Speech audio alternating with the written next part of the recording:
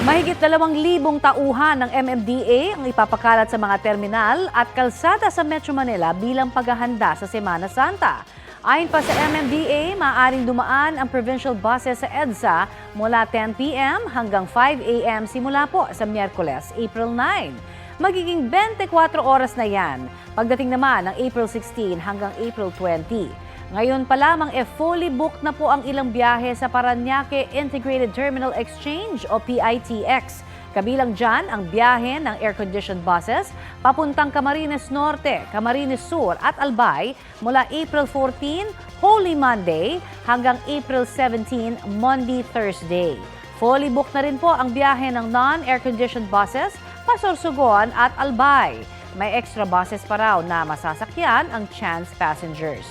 Ayon sa pamunuan ng PITX, mahigit 2 milyong pasahero ang inaasahang dadagsa roon mula April 9 hanggang April 20.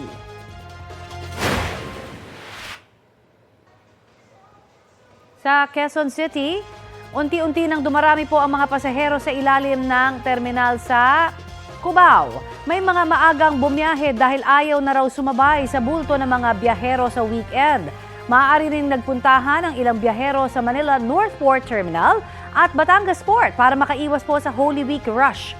Sa ngayon, normal pa raw ang pila sa mga ticketing booth sa dalawang pantalan.